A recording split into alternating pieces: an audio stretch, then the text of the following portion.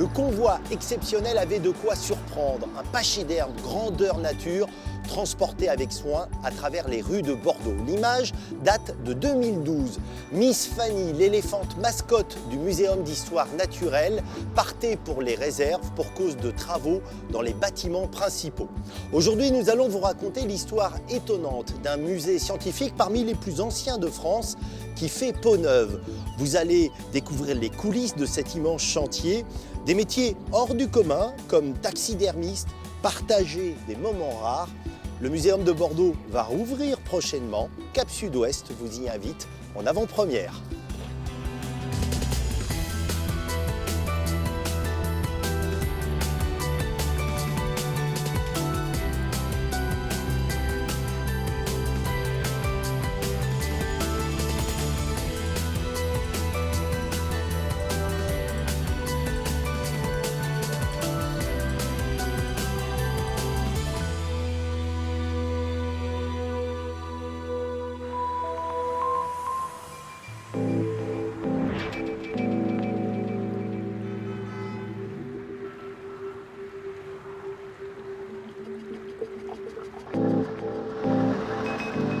C'est un matin pas comme les autres. Pour la petite communauté qui travaille depuis 10 ans à la nouvelle version du Muséum d'histoire naturelle, l'arrivée d'une nouvelle pensionnaire est un événement à ne pas rater. On attend, avec autant d'excitation que de tension, une immense girafe décédée il y a peu aux eaux de Limoges. Mais ces flocons de neige inquiètent particulièrement Nathalie Mémoire, la directrice.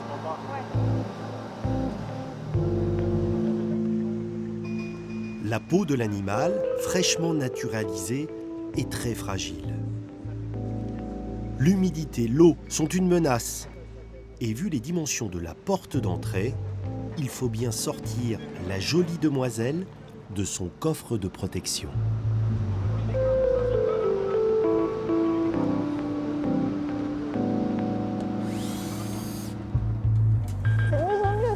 Souvent à Bordeaux, hein.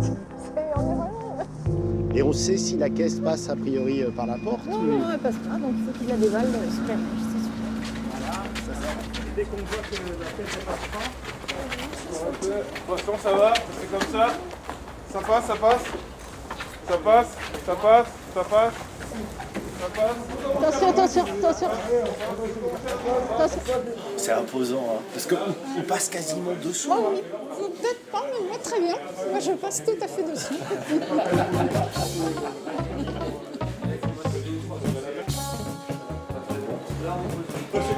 Faire passer 4,50 m par un escalier qui date du 19e siècle n'est pas une mince affaire. Attention l'oreille. Attention au mur. Et pas intérieur. Avec d'infinies précautions, Vous pouvez descendre là. Attention.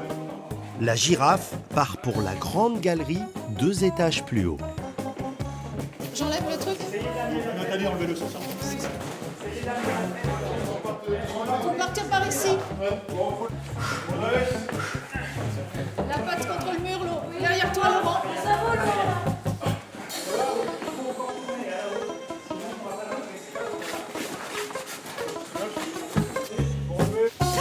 Quelque chose qui a craqué.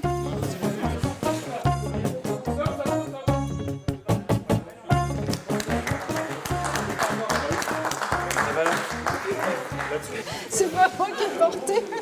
Je me sens totalement soulagé, voire même un peu ému.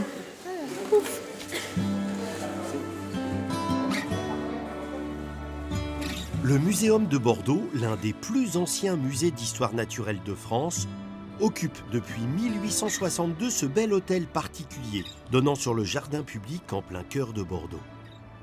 Pour Nathalie, il était important que le musée reste dans son cadre historique, que les habitués retrouvent certains repères, comme la célèbre Fanny.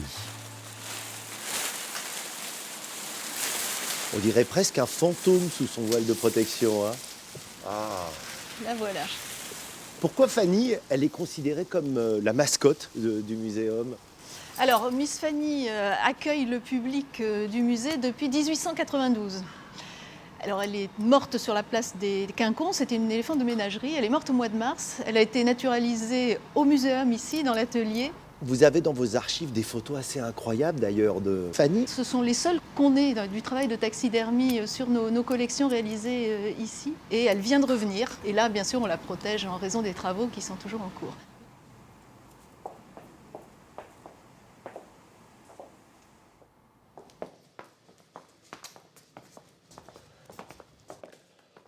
L'objectif, c'est d'ouvrir en novembre 2018. C'est une course contre la montre, là. Ah oui, comme vous voyez ici, on est encore en plein chantier de construction des vitrines. Et nous, on essaye de commencer à installer les collections dans les zones qui sont déjà à peu près terminées et quasiment livrées.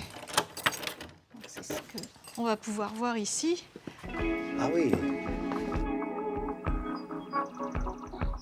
Le Muséum de Bordeaux fait partie des premières collections publiques créées au lendemain de la Révolution française. En 1791, François de Paul Latapie, disciple de Montesquieu, offre à la ville sa collection privée. Quelques années plus tard, un riche armateur, Bernard Journu-Aubert, y ajoute la sienne avec des animaux provenant de toutes les parties du monde. J'imagine qu'à l'époque, il y a une grande attirance pour l'exotisme. On ne s'intéresse pas aux petits mulots qu'il y a dans le jardin, mais plutôt aux félins qui viennent d'Afrique. C'est ça. Donc au départ, nos collections les plus anciennes, ce sont des collections qui viennent de partout dans le monde. Et les collections régionales, elles ont été constituées un petit peu plus tard, plutôt à partir du milieu du 19e, où un de mes prédécesseurs disait que en fait, la forêt de la Teste était largement aussi intéressante que la forêt amazonienne. Il est rare qu'un musée soit amené ainsi à faire sa mue, à faire peau neuve. S'adresser au public d'aujourd'hui en s'appuyant sur un fonds de collection qui a plus de 200 ans est un sacré défi. Alors, on a décidé de garder le cadre tout en renouvelant totalement la muséographie. Dans la grande galerie, qui date du 19e siècle, on fera cohabiter des dispositifs ultra-modernes avec des pièces emblématiques de la collection. Au-dessus de nous, on pourrait presque croire que c'est une navette spatiale. Et pourtant, c'est assez impressionnant. Quelles sont ses dimensions ? 20 mètres de long. Donc ça, c'est le squelette du rorqual commun qui a été remonté là tout à fait récemment. C'est le genre de cétacé que pouvaient pêcher les Basques dans le golfe de Gascogne non, pas au Moyen-Âge, non ? C'est pas la même espèce. Ce spécimen a été récupéré à la fin du 19e siècle. Là, on est dans les années 1880-83. On l'a entièrement fait donc restaurer, remonté en connexion anatomique, donc comme s'il était en train de nager. Et donc, voilà, les visiteurs vont pouvoir le découvrir maintenant suspendu comme ceci.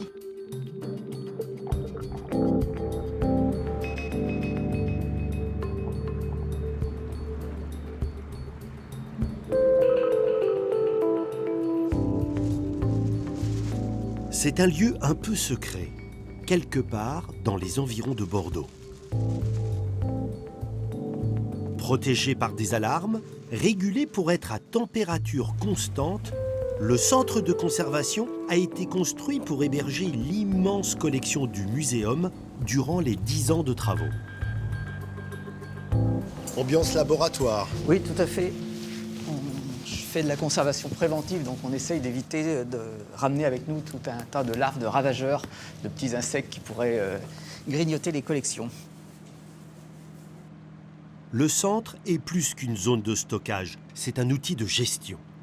Laurent nous emmène au cœur de la réserve, la boîte dans la boîte, là où sont abritées les collections les plus fragiles. Là, par exemple, il y a marqué Galliforme, qu'est-ce que c'est ? Donc c'est tout ce qui est les poulets, les poules ou les faisans ou ce genre d'oiseaux et d'organismes. Flaconiforme, et c'est quand même un truc, il faut être bon en sciences nat pour s'y retrouver. Tout à fait, oui. Donc ça, ce sont les faucons. Après, ici, on a dans les mammifères, par exemple.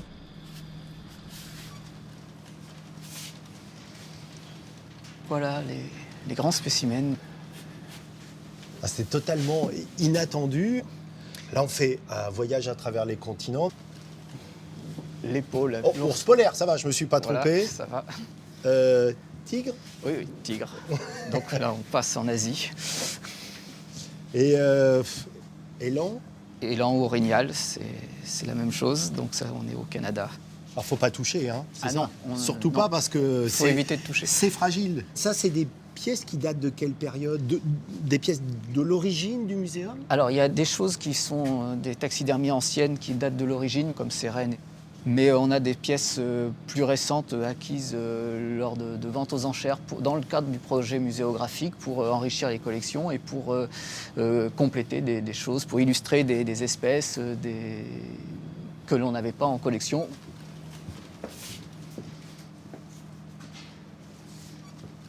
Il y a quelque chose qui presque m'émeut, c'est l'expression, le visage. Moi, j'ai l'impression de le voir vivant, moi.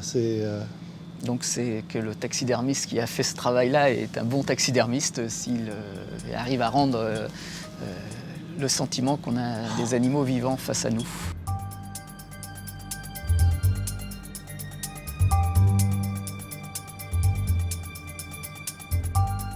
Le muséum compte environ 6000 montages taxidermistes, mais les collections sont très variées.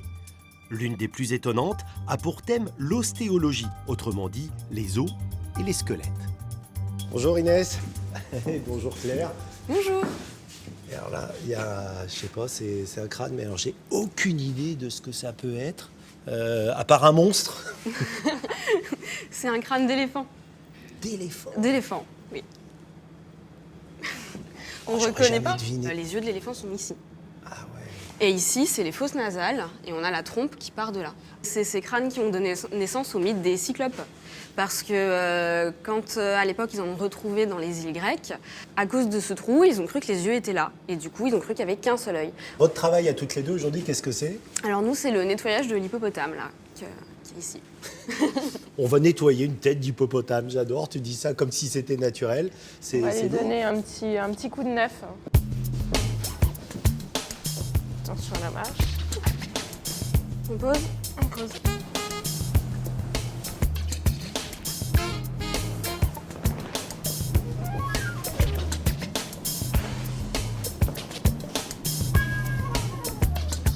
Je peux vous donner un petit coup de main, Avec plaisir. hein. Quand même, la première fois que je suis amené à nettoyer une tête d'hippopotame dans un CV, ça doit faire bien ça. Quand même. Et là, il faut aller tout doucement. Je me sens surveillé. Alors, on va pas que je fasse de bêtises. Hein. Ah oui, on retrouve tout de suite Oui. sa couleur d'origine. Oui. On voit bien. On comprend aussi qu'une collection, ça demande beaucoup de soins.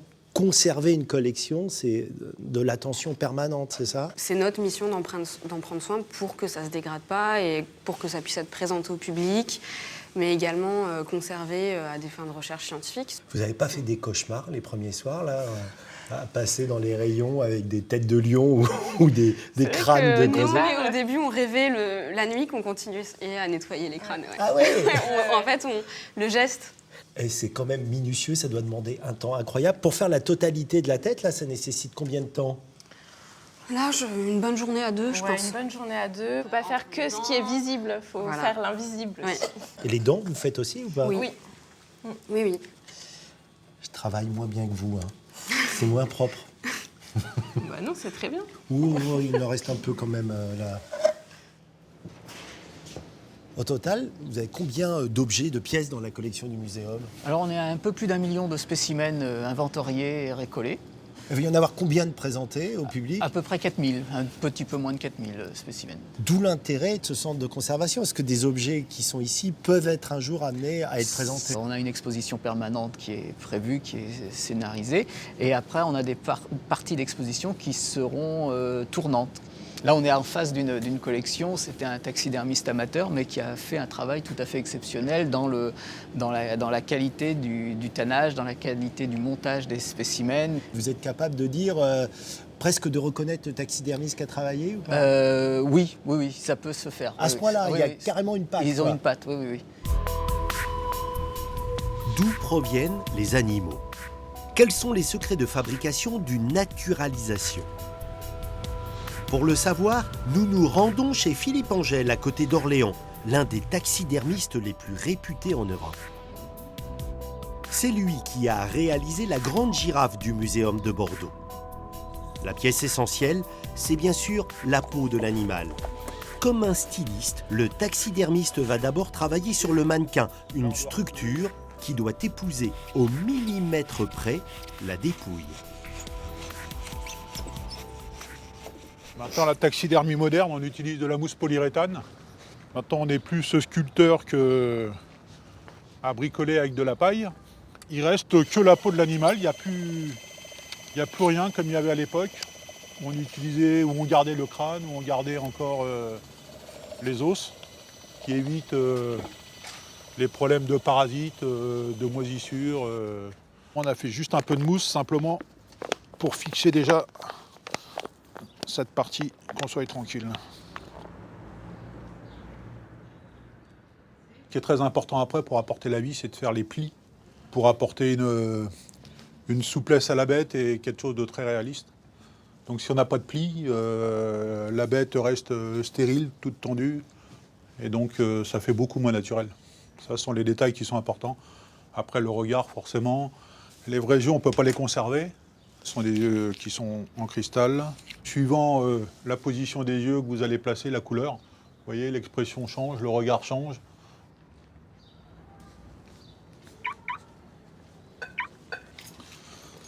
Je vais vous emmener voir mon showroom privé. Ça représente 35 ans de naturalisation. Donc c'est interdit au public, mais je vais quand même vous montrer pour vous exceptionnellement.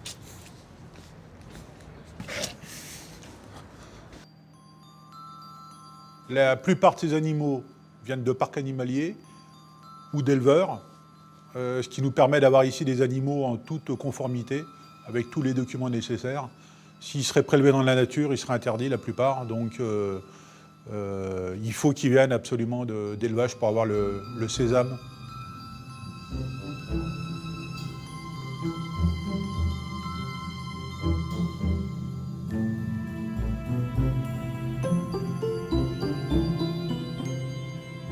Mon rêve, ça serait de réaliser un gorille.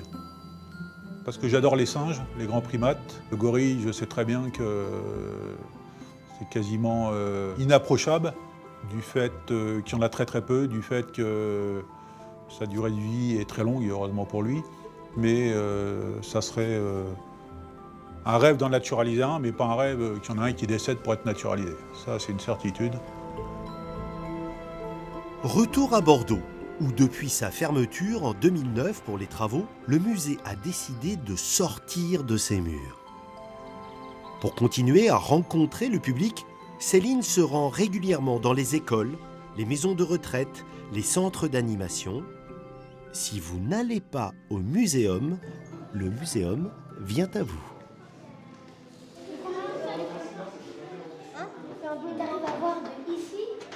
Dans un muséum, qu'est-ce qu'on peut avoir? Des animaux. Ah, des animaux. Comment ils seraient, nos animaux? Je sais. Oui, continue. Empaillé, Est-ce que vous le reconnaissez? Oui? un ours. Ah, c'est un ours. Ça, c'est un petit ourson, un ourson noir d'Amérique.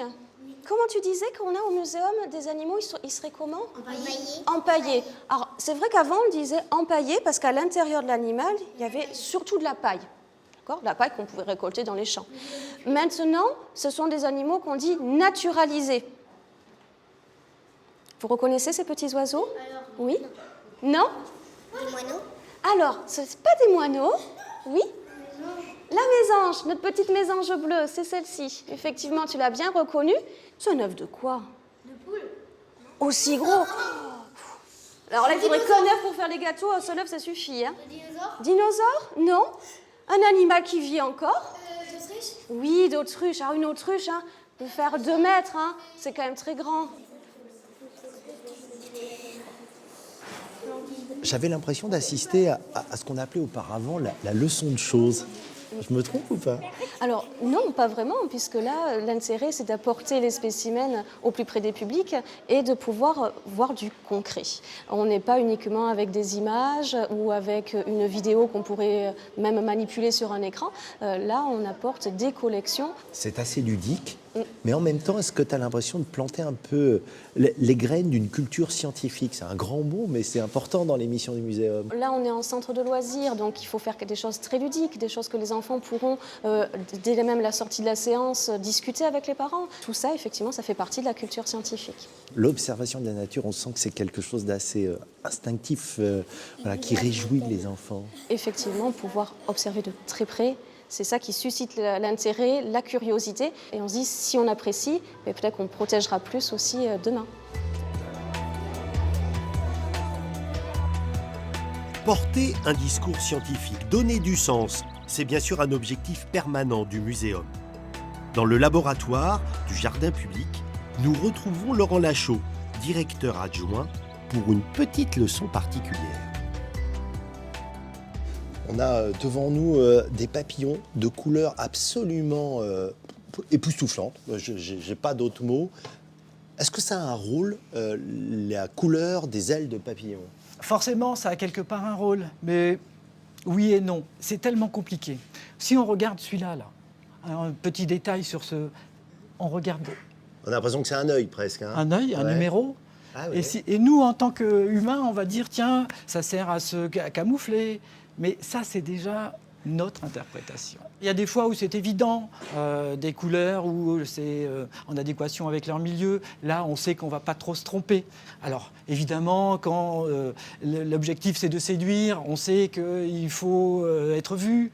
Mais ce n'est pas si simple. Et d'être à chaque fois catégorique sur ces éléments est bien dangereux. C'était un rêve d'enfant de travailler un jour comme ça, si proche des objets naturels. J'avais un papa qui était professeur de biologie, j'ai toujours baigné là-dedans. J'ai voulu aller plus loin que lui dans le côté naturaliste. Moi, c'est quelque chose qui m'a toujours intéressé. J'ai voulu aller plus loin et le côté naturaliste, moi, ça me fait vibrer. Je pense que bien aimer, c'est bien comprendre. Quand on parle des animaux, de toute façon, à un moment ou à un autre, on est obligé de parler des hommes. Oui.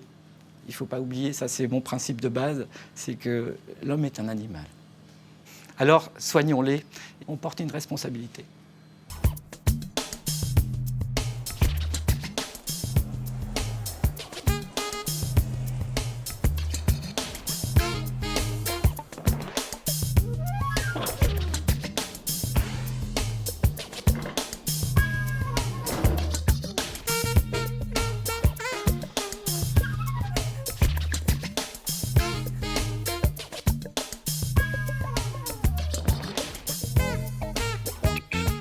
Alors que l'installation des collections dans le muséum continue avec effervescence, une jeune femme un peu en retrait travaille studieusement. Elle a pour mission de croquer les animaux. Juliette est illustratrice scientifique. Même si tu as l'avantage d'avoir des modèles qui ne bougent pas, je suis impressionné par ton coup de crayon. Il te faut combien de temps, par exemple, pour te faire une tête de sanglier comme ça ? Alors sur celle-ci, c'est une pause assez courte parce que c'est un dessin préparatoire. Donc en fait, je commence toujours par faire quelques croquis avant de passer au dessin final. Et donc là, pour ce dessin, il m'a fallu à peu près 15 minutes, on va dire. Pas plus. Non. Oh, c'est quoi? Bah oui, caméléon. Alors, caméléon. Donc là, c'est après le dessin préparatoire, j'ai fait une étape en noir et blanc pour avoir vraiment les contrastes. T'as fait également la version couleur alors? Voilà, qui est donc juste après. Alors là, c'est carrément impressionnant. J'ai l'impression de voir une photo, moi. L'illustration scientifique, c'est justement ça. C'est de ne pas rester sur le statut simplement artistique et esthétique du dessin pour vraiment montrer comment les animaux se nourrissent et accompagner ces vues de coupe. Quand tu étais toute petite, tes premiers dessins, c'était des animaux ou pas? Oui, les chevaux. Voilà. Donc, gros cliché, mais oui, j'ai fait de l'équitation pendant longtemps et du coup, mes premiers modèles, c'était les chevaux et voilà. C'est comme ça que ça a commencé, je pense, et en se promenant dans la nature, en observant, c'est aussi un trait de caractère personnel, ça vient aussi des goûts, je pense, de chacun, mais moi, c'est en tout cas pour ça que j'ai travaillé sur ces sujets.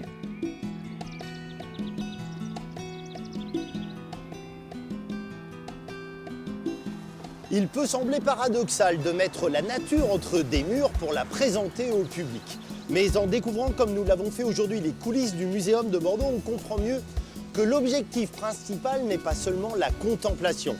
Les animaux sont présentés ici certes pour être admirés, mais plus encore pour être accompagnés d'un discours scientifique. Remettre l'homme à sa juste place parmi les autres espèces vivantes de l'écosystème, lui faire prendre conscience de ses responsabilités, c'est en quelque sorte donner la parole à notre planète.